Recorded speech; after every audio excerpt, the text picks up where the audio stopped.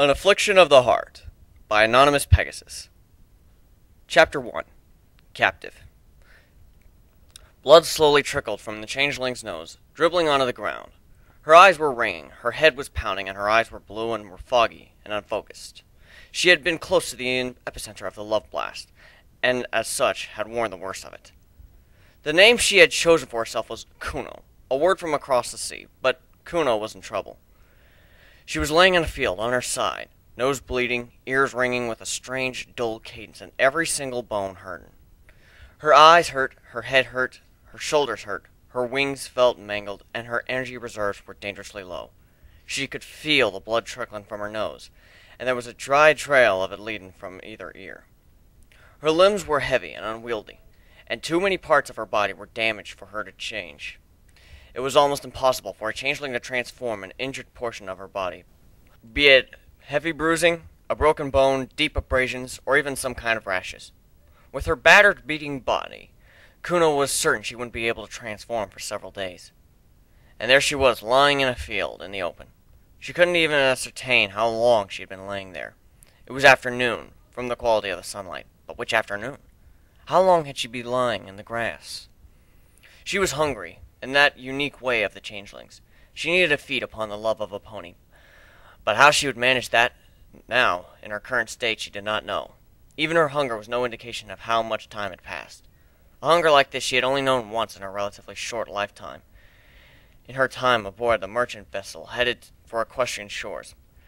There had been no ponies that were in love with her for her to feed upon, and none of them were interested in the advances of Starstreak, the persona that she had taken in for the journey. Hunger had gnawed at her stomach for the entire journey, and when she had reached Equestria, her first act had been to find the nearest hospital and take the place of a terminally ill cancer patient. It was amazing how much love ponies had for the other kind at death's door. With her energy drained from the love blast, she had no way to know if she had laid in the field for a few hours or a few days. Even her wounds weren't healing, and that was a bad sign. A changeling's healing ability was almost directly linked to the amount of love they were receiving. At full strength, a wound that would put a normal pony in the hospital for bed for a month would merely inconvenience a changeling for a day or so. Kuno groaned faintly as she tried to move. Her shoulders ached and her wings burned as she tried to shift them. Vague recollections of tumbling through the air came to her, and the hard impact of the ground rushing up to meet her. Her bones had that strange, newly healed sensation to them. That clean, fresh like mint in one's mouth, except inside her bones. Perhaps that was where most of her energy had gone. A sudden touch at her side made Kuno clench her teeth and try to shift away. It took her so long to be able to even turn her head to see what it was that touched her. The changeling's eyes widened as she caught sight of a royal guard standing beside her, spear held at the ready, its rock-steady tip almost touching her face. She was done. There's nothing she could do. Kuno gave a soft groan, and then just relaxed on her side, half closing her eyes, staring up onto the ground. There was nothing left to do. It was over. The guard stared down at her, blue eyes narrowed and intent on his helmet. The metal armor he wore gleamed in the sunlight, bright and almost blinding in its intensity. Locks of a deep mane, damp with sweat, protruded from under the edge of the guard's helmet, shimmering weakly in the light. Kuno stared up at the guard, her unnamed executioner, and then slowly closed her eyes, ready for the end. Several long moments passed, and then there was a tap at her shoulder, the blunt flat of a spear tapping against her to get her attention. The changeling opened her eyes, blinking slowly up at the guard, not comprehending. His mouth was moving, but he didn't seem to be making any sound. It took Kuno a full 3 seconds to comprehend that she was now deaf. A wary hoof tried to halt the guard's words, and she winced at the effort of moving her aching limb. The guard said something, his expression morphing to one of anger. The blunt bottom of the spear came down on the back of her head, and Kuno saw only darkness.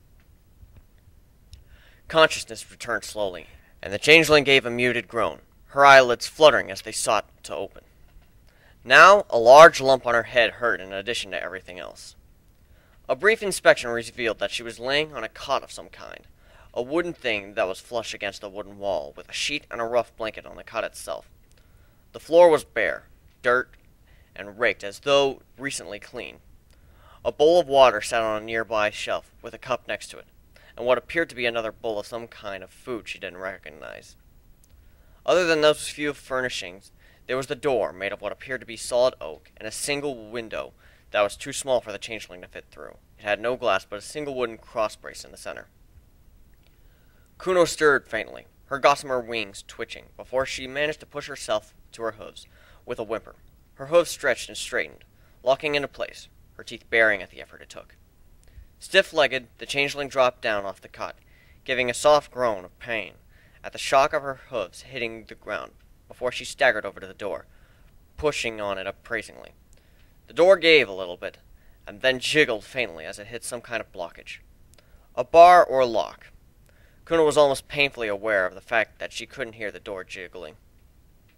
Giving up on the door now, the changeling instead turned her attention to the two bowls. A quick sniff around the edge of the bowl assumed that it was filled with water and ascertained that it was just water. Or if it was laced with anything else, she couldn't smell any. Kuno dipped her muzzle down, then lapped gently at the water, letting it wash over her tongue. Using the cup would have been more efficient, civilized means, but she always felt odd having a cup against her fangs. Next up was the food, or whatever was in the bowl. It smelled like food. Kuno wrinkled her nose at it, leaning in to snuffle delicately at the brown mush. It had been many weeks since Kuno had eaten actual food. Food to a changeling was like water to a pony. It could sustain them, but was insufficient for much more than that. Giving a long, suffering sigh, Kuno scooped up the bowl close to her chest, wincing at the sensation of her muscles protesting, and brought the bowl up to her lips. She believed this was called a stew. There were pulpy bits of vegetables and fruits in it, and a single celery stick half out of the bowl, with a soggy half bottom limp. Kuno wrinkled her nose again, but lifted the celery stalk to her lips, placing it in her mouth and glumly chewing on it.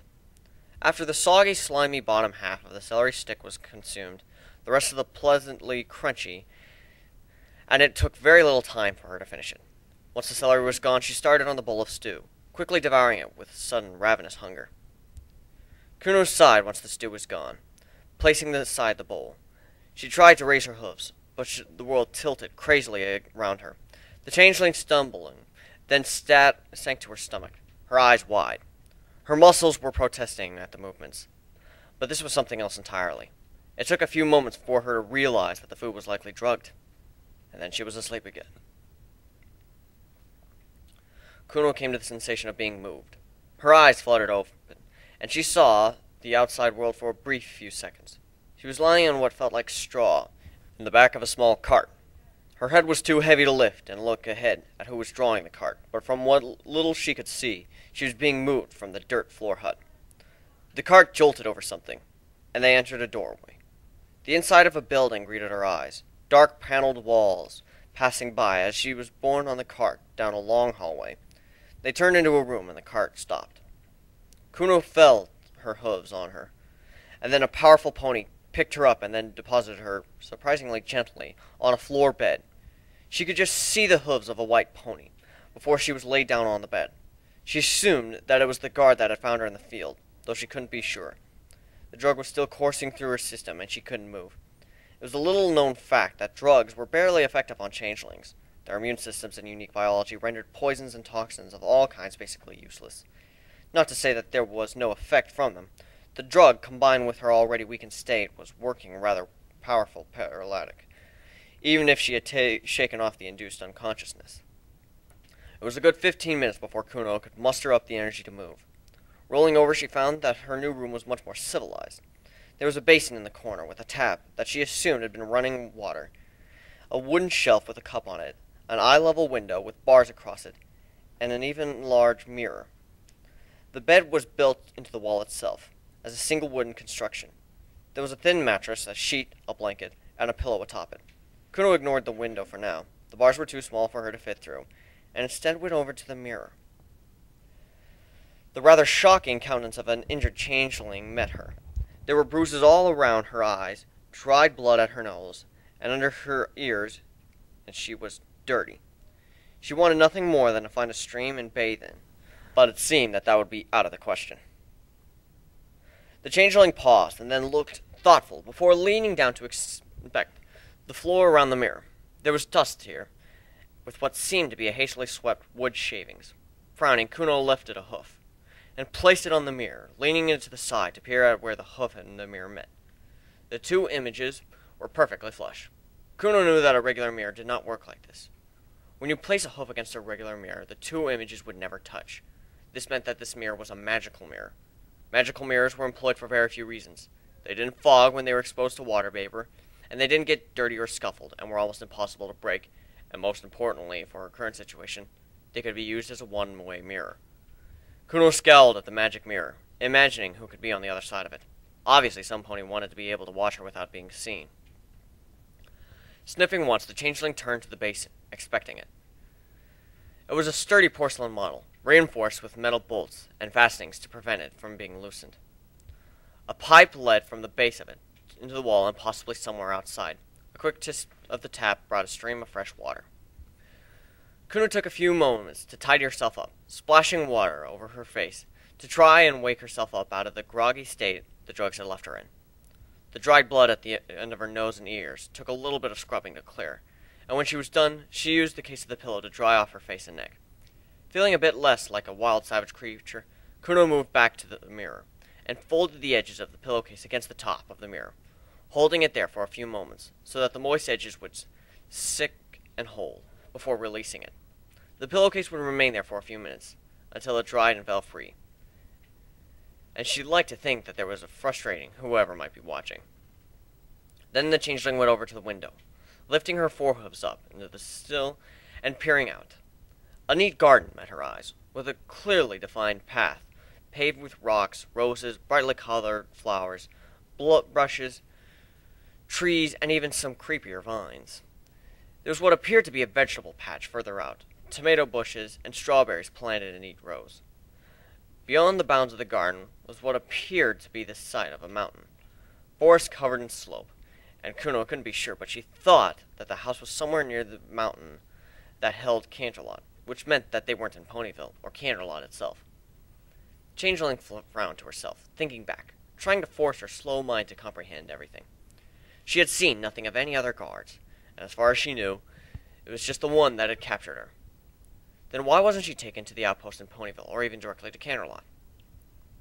The feel of something against her side made Kuno jump, and she yelped in surprise, dancing away, stumbling and then falling to her chest as her balance gave out. She pulled herself onto her hooves again, blinking at the guard. He had entered the room some time while she was staring out the window, and she hadn't been able to hear it. He was in full armor, and holding a spear. In one hoof he held a brown collar, with an unlocked padlock on the front. Kuno stared at the collar. The guard said something, swinging the collar at her. Kuno splayed her ears backwards and lowered her head. She bared her teeth as the collar was slipped over her neck, but made no other complaint. The collar was pressed down over the frill of the back of her head, and then flattened into place.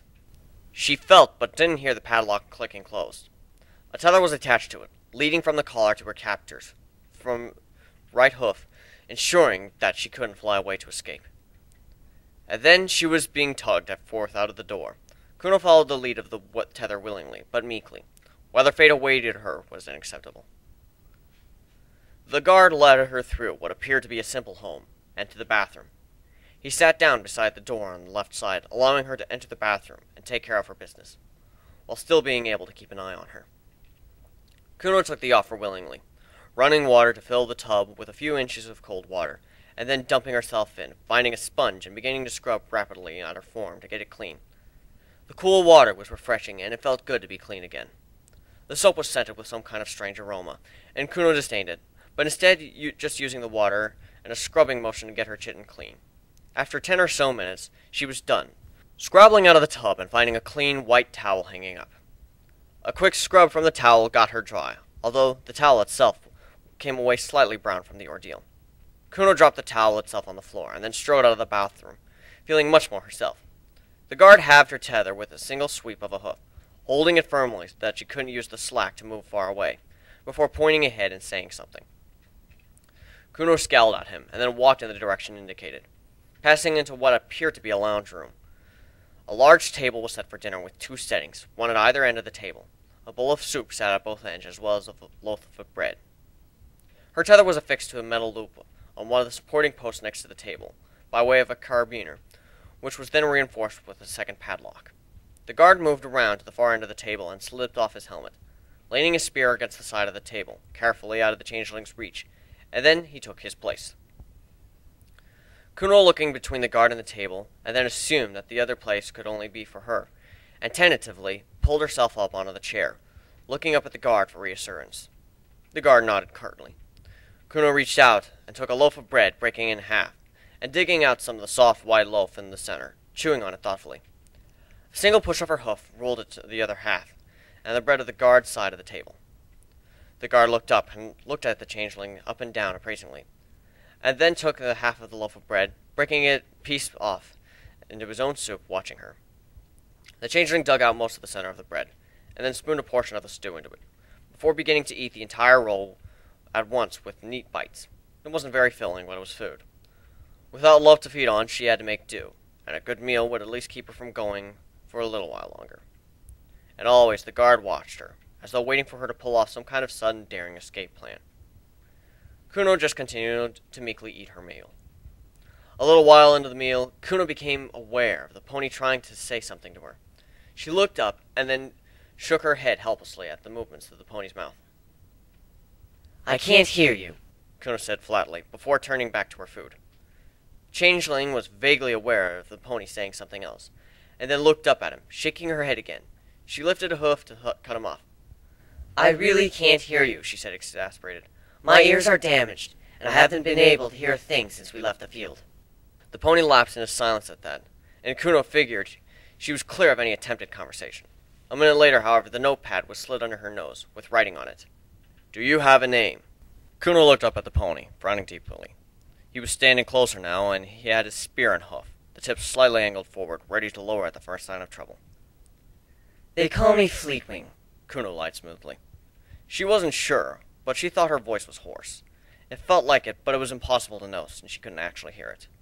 The notepad was retrieved, and then something else was written on it. I am Warden. Do not try to escape. Kuno rolled her eyes. The collar, chain, locked doors, and one-way window sure had included me into that fact that I'm a prisoner. The pony moved away, and Kuno saw that he was a Pegasus. This confused her.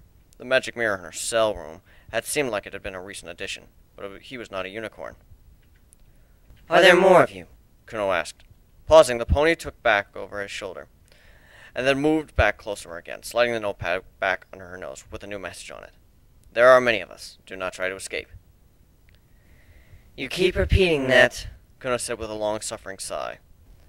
And I really don't believe you. It was you who found me, you who carried me into that room, and you who are here now. I think you're alone, though can't fathom why you didn't take me straight to Ponyville or Canterlot. Kuno delighted at the look of surprise and dismay that flickered over the warden's face at her. She was smugly pleased with being able to catch him off guard like that. Instead of responding directly, the pony wrote something else on the pad, and then slid the small red tablet towards her. Do not make me force you to take this. Kuno looked down at the tablet, and then back to the pony. You're drugging me again? The guard nodded once, making an addendum on the notepad. It is a magic suppressant. It seems it also has side effects amongst changelings. Kuno frowned deeply. She knew of these magic suppressants, special drugs usually laced among the food of prisoners that would suppress a unicorn's and apparently a changeling's magical talents. Frowning, the changeling scooped up the tablet and then tossed it back dry, swallowing it and wrinkling her nose. The guard raised a brow at her expectantly. Kuno gave an exasperated sigh and then opened her mouth up to show him that she wasn't holding the tablet behind her tongue before she was allowed to close her mouth. Barely seconds later, the changeling began to feel drowsy. Her eyelids became heavy, and she placed on her chin on the desk. The notepad was slid back towards her, with new writing upon it, but the darkness gathering at the edges of Kuno's view overcame her all of a sudden, and she slipped into unconsciousness.